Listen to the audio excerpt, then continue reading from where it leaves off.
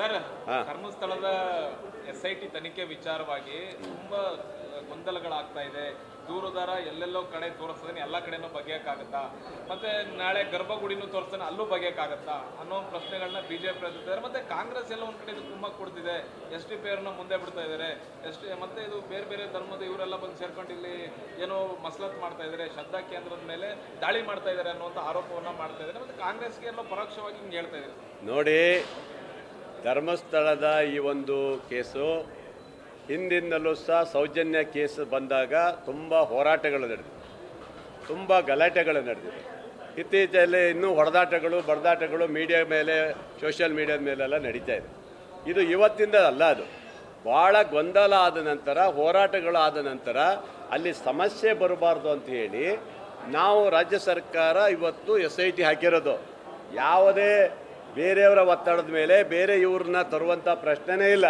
ಇಲ್ಲಿ ಯಾವ ಮುಸ್ಲಿಮ್ಸು ಇನ್ನೊಬ್ಬರು ಯಾರ್ದು ಇಲ್ಲಿ ಪಾತ್ರ ಇಲ್ಲ. ಇಲ್ಲಿ ಗೊತ್ತಾಯ್ತಾ, ಇಲ್ಲಿರುವಂಥದ್ದು ಅಲ್ಲಿರುವಂಥ ಗೊಂದಲವನ್ನು ಅದು ಮತ್ತೆ ಮರುಕಳಿಸೋದು ಬೇಡ. SIT ಕೊಟ್ಟೋದು ಸಾಧಾರಣವಾಗಿ ಏನಿದೆ ಅದು ಆಗಿಬಿಡಲಿ. ಆನಂತರ ಸುಮ್ಮನೆ ದಿನನಿತ್ಯ ಹೋರಾಟ, ದಿನನಿತ್ಯ ಸೌಜನ್ಯ ಕೇಸದ ಬಗ್ಗೆ, ಧರ್ಮಸ್ಥಳದ ಬಗ್ಗೆ ದಿನನಿತ್ಯ ಕಿರುಕುಳ ಕೊಡೋದನ್ನು ತಪ್ಪಿಸೋಕ್ಕೋಸ್ಕರ ಮಾಡಿರುವಂಥ SIT ಇದು. ಇದರಲ್ಲಿ ಏನೂ ಆಗೋದಿಲ್ಲ. ಅವನು ಯಾರೋ ಹೇಳಿಕೆ ಕೊಟ್ಟಿದ್ದಾನೆ, ಏನೋ ಮಾಡ್ತಾನೆ ಅಂತೇಳಿ ಇವ್ರು ಯಾರೋ BJPಯವರು ಅದನ್ನು ರಾಜಕೀಯವಾಗಿ ಮಾಡಿಕೊಂಡು ಏನು ಗರ್ಭಗುಡಿಗೂ ಅಗಿರಿ ಅಂತ ಹೇಳಿ ಮಾಡಬಹುದು ಅಂತ ಹೇಳ್ತಾರಲ್ಲ, ಇವರ ಏನು ಭಾರಿ ರಾಜಕೀಯ ಮಾಡಕ್ಕೆ ಕೊಟ್ಟಿದ್ದೀರಾ ನೀವು? ಯಾವ ಥರ ಅದು ಮಾಡೋಕ್ಕಾಗತ್ತೆ? ಅವನು ಏನು ತೋರಿಸಿದಾನು 15-16 ಪಾಯಿಂಟ್ ಅಷ್ಟೇ. ಅದರಿಂದ ದೇವಸ್ಥಾನ ಒಳಗಡೆ ಯಾವುದೇ ಪಾತ್ರ ಮಾಡ್ಲಿಕ್ಕೆ ಅಲ್ಲಿ ಹೋಗ್ಲಿಕ್ಕೆ ಸಾಧ್ಯನೇ ಇಲ್ಲ. ಹೋಗಕ್ಕೆ ನಾವು ಬಿಡೋದಿಲ್ಲ, ಅವೆಲ್ಲ ಮಾಡ್ಲಿಕ್ಕೆ ಬಿಡೋದಿಲ್ಲ.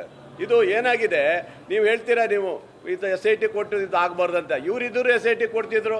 ಇಷ್ಟೆಲ್ಲ ಗೊಂದಲ ಆಗಿ ಇಷ್ಟೆಲ್ಲ ರಂಪಾಟ ಆದಮೇಲೆ, ಯಾಕಂದರೆ ಧರ್ಮಸ್ಥಳದ ಬಗ್ಗೆ ನಮಗೂ ಗೌರವ ಇದೆ. ನಾನು ಮೊನ್ನೆ ಸ್ಟೇಟ್ಮೆಂಟ್ ಕೊಟ್ಟಿದ್ದೀನಿ. ಧರ್ಮಸ್ಥಳ ಒಂದು ಧಾರ್ಮಿಕ ಕ್ಷೇತ್ರದಲ್ಲಿ ನಾವು ಉತ್ತರ ಕಾಶಿ ಬಿಟ್ಟರೆ ಇಲ್ಲೇ ಇರುವಂಥದ್ದು. ಅದರಿಂದ ಯಾವುದೇ ಸಮಸ್ಯೆ ಬರಬಾರ್ದು, ಆ ರೀತಿ ಆಗಬೇಕು ಅನ್ನೋದು ನಮ್ಮದು ಭಾವನೆ ಇದೆ. ಯಾಕಂದರೆ ಪೂಜ್ಯ ವೀರೇಂದ್ರ ಹೆಗಡೆ ಅವರು ಅವರ ಕಾರ್ಯ ಸಾಧನೆಗಳು ನಮಗೂ ಗೊತ್ತಿದೆ. ಅದರಿಂದ ಯಾವುದೇ ಧಕ್ಕೆ ತರುವಂಥದ್ದು ಇರಲ್ಲ. ನಾವೇನು ಅವರಿಗೆ ನಾವು ಅವ್ರಿಗೆ ಬೆಂಬಲ ಇದ್ದೀವಿ. ಆದರೆ SIT ಕೊಟ್ಟಿರೋ ಉದ್ದೇಶನೇ ಇದು ಇರುತ್ತೆ. ಆದರೆ ನೀವು ಹೇಳ್ತೀರಿ, ಇವತ್ತು ಇವ್ರು ಹೇಳ್ತಿರಲ್ಲ, ಪೆರಾಸ್ಮೆಸ್ದ ಕೇಸ್ ಆಯ್ತಲ್ಲ, ಪೆರಾಸ್ಮೆಸ್ದ ಏನು ಸತ್ತೋದ್ನಲ್ಲ ಹಿಂದೆ, ಆ ಟೈಮಲ್ಲಿ ಇವರು ಕೂಗಾಡಿ ರಂಪ ಮಾಡಿ ಬೆಂಕಿ ಹಚ್ಚಿದ್ರಲ್ಲ. ಎಲ್ಲಿ ನಮ್ಮ ಉತ್ತರ ಕರ್ನಾಟಕ ಭಾಗದ ಇವರಿಗೆ ಶೋಭಾ ಕಾರಂಜಿ, CT ರವಿ ಇವರೆಲ್ಲ ಹಿಂದುತ್ವವಾದಿಗಳು ಬೆಂಕಿ ಹಚ್ಚಿ ಆ ಸರಿ ಚುನಾವಣೆಯಲ್ಲಿ ಗೆದ್ದು ಬಂದರು ಇವರು. ಅದರಿಂದ ಆವಾಗ ಏನಾಯ್ತು ನೋಡಿ, ಆವಾಗ CBI ಕೊಟ್ಟಿವಿ. ಅದೇ ಪೆರಾಸ್ಮೆಸ್ದ ಕೇಸನ್ನು ನಾವು CBI ಕೊಟ್ಟಿವಿ. CBI ಕೊಟ್ಟಾಗ ಏನಾಯಿತು, ಸಹಜವಾಗಿ ಬಂತು. ಇದು ಸಹಜ ಕೊಲೆ ಅಂತ ಬಂದಿದ್ದರಿಂದ ನಾವು ಈ ಥರ SITಯಲ್ಲಿ ಮಾಡಿದ್ದೀವಿ. ಇದರಿಂದ ಗೊಂದಲ ಆಗುವಂಥದ್ದು ಏನೂ ಇಲ್ಲ. ಯಾವುದೇ ಬೇರೆ ಸಂಘಟನೆಗಳು ಇತರೆ ಹಿಂದುತ್ವ ಬಿಟ್ಟು ಬೇರೆ ಸಂಘಟನೆ ಬರಲಿಕ್ಕೆ ಒಂದು ಇಂಚು ಬಿಡಲಿಕ್ಕೆ ಸಾಧ್ಯನೇ ಇಲ್ಲ. ಅವ್ರು ಯಾರು ಕೇಳುವಂಥ ಪ್ರಶ್ನೆ ಇಲ್ಲ. ಇಲ್ಲಿರುವಂಥ ಗೊಂದಲವನ್ನು ಅವನು ಯಾರೋ ಒಬ್ಬ ಏನು ತೋರಿಸಿದಾನೆ ಅಷ್ಟೇ ಬಿಟ್ಟರೆ ಮತ್ತು ಯಾವುದೇ ದೇವಸ್ಥಾನಕ್ಕೆ ಮತ್ತು ನಮ್ಮ ಪೂಜ್ಯರಿಗೆ ಯಾವುದೇ ಹಾನಿಯಾಗುವ ರೀತಿಯಲ್ಲಿ ಮಾಡಲಿಕ್ಕೆ ಸಾಧ್ಯ ಇಲ್ಲ. ಅದು ನಾವು ಮಾಡೋದು ಇಲ್ಲ, ಮಾಡಕ್ಕೆ ಬಿಡೋದು ಇಲ್ಲ ನಾವು. ಸರಿಗ 13 ಪಾಯಿಂಟ್ಗಳನ್ನ ಆತ ತೋರಿಸಿದ್ದ, 13 ಪಾಯಿಂಟ್ಗಳಲ್ಲಿ ಏನು ಸಿಗ್ತಾ ಇಲ್ಲ ಅಂತ ಅಂದಾಗ ಮತ್ತೆ ಅವನು ಮುಂದೆ ತೋರಿಸ್ಕೊಂಡು ಹೋಗ್ತಾ ಇದ್ದಾನೆ. ಇಲ್ಲ, ನಾನು ಅನಾಮಿಕನನ್ನೇ ಅರೆಸ್ಟ್ ಮಾಡಿ ಅನಾಮಿಕ ಇಲ್ಲ ಬಿಡಲ್ಲ. ಎಲ್ಲೂ ಸಿಗ್ಲಿಲ್ಲ ಅಂತ ಹೇಳಿದ್ರೆ ಅನಾಮಿಕನ್ ಬಿಡೋ ಪ್ರಶ್ನೆನಿಲ್ಲ. ಅವನಿಗೂ ನೇಣು ಹಾಕ್ಲೇಬೇಕಾಗತ್ತೆ, ಅವನಿಗೂ ನೇಣು ಹಾಕ್ಬೇಕಾಗತ್ತೆ. ಬಿಡಕ್ಕೆ ಸಾಧ್ಯನೇ ಇಲ್ಲ. ಏನು ಹುಡುಗಾಟಿಕೆ ಆಡ್ತಾರ ಅವರೆಲ್ಲ? ಯಾಕೆ, ಏನಕ್ಕೆ, ಏನು ತೋರಿಸ್ತಾ ಇದ್ದಾರೆ ಇವರೆಲ್ಲ ಅಲ್ವಾ? ಅಲ್ಲಿ ಏನಾದ್ರು ಇದ್ರದ್ದು ಹೇಳ್ಬೇಕಲ್ಲ. ಅನಾಮಿಕ ಏನು ಸುಮ್ಮನೆನಾ SITನ ದುರುಪಯೋಗ ಮಾಡಿದ್ದು? ಇದೆಲ್ಲ ಬಂದಾಗ ಅವನ ಮೇಲೂ ಕ್ರಮ ಬರ್ತದೆ, ಅವನಿಗೂ ಶಿಕ್ಷೆ ಆಗೇ ಆಗುತ್ತೆ. ಬಿಡಕ್ಕೆ ಸಾಧ್ಯನೇ ಇಲ್ಲ.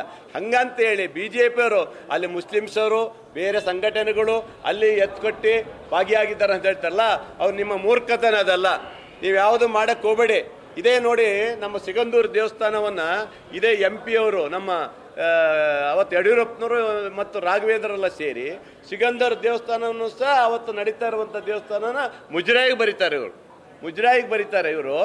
ಆವಾಗ ಇವರಿಗೆ ಗೊತ್ತಿರಲಿಲ್ಲ ಅದೊಂದು ದೇವಸ್ಥಾನ ಹಿಂದೂಗಳು ನಡೆಸುವಂಥ ದೇವಸ್ಥಾನ ಆಗಿತ್ತು, ಒಂದು ಕುಟುಂಬದವರು ನಡೆಸೋ ದೇವಸ್ಥಾನ ಅಂತೇಳಿ ಹೊಟ್ಟೆ ಉರಿಯಿಂದ ಇವರು ಮುಜರಾಯಿಗೆಲ್ಲ ಬರೆದಿದ್ದೆಲ್ಲ ದಾಖಲೆ ನನ್ನ ಹತ್ರ ಇದೆ. ಹಾಗಾಗಿ ಪೆರಾಸ್ಮೆಸ್ದ ಕೇಸದಲ್ಲಿ ಗಲಾಟೆ ದೊಂಬಿಯಾಗಿ ಏನು ರಂಪಾಟ ಆಯಿತು, ಅದೇ ಥರ ಧರ್ಮಸ್ಥಳದಲ್ಲೂ ಸಹ ಆಗಬಾರ್ದು ಉದ್ದೇಶದಿಂದ ನಾವು SIT ಕೊಟ್ಟಿದ್ದು ಬಿಟ್ಟರೆ ಧರ್ಮಸ್ಥಳ ಇದಕ್ಕೆ ಯಾವುದೇ ಹಾನಿಯಾಗದ ರೀತಿಯಲ್ಲಿ ನೋಡ್ಕೊಳ್ಳೋ ಜವಾಬ್ದಾರಿ ನಮ್ಮ ಸರ್ಕಾರಕ್ಕಿದೆ. ಮಾನ್ಯ ಮುಖ್ಯಮಂತ್ರಿಗಳು ಮಾಡ್ತಾರೆ ಅನ್ನೋದನ್ನ ಇವತ್ತು ನಾನು ನಿಮ್ಗೆ ಭರವಸೆ ಕೊಡ್ತೇನೆ. ಸರ್, ಈಗ ಮಧ್ಯಂತರ ವರದಿ SIT ತನಿಖೆ ಮಾಡಿದೆ, ಅದರ ಮಧ್ಯಂತರ ವರದಿಯನ್ನ ಸದನದಲ್ಲೇ ಬಿಡುಗಡೆ ಮಾಡಲಿ, ಅದ್ರ ಬಗ್ಗೆ ಚರ್ಚೆ ಮಾಡೋಣ ಅಂತ ಸುನಿಲ್ ಕುಮಾರ್ ಹೇಳ್ತಾ ಇದ್ದಾರೆ. ಮಧ್ಯಂತರ ವರದಿ ಅವಶ್ಯಕತೆ ಇದೆಯಾ ಅಂತ? ಇಲ್ಲ, ಮಧ್ಯಂತರ ವರದಿಯಲ್ಲಿ ಹಂಗೆ ಕೊಡಕ್ಕೆ ಬರೋದಿಲ್ಲ. SIT ರಿಪೋರ್ಟ್ ಫುಲ್ ಕೊಡಬೇಕು.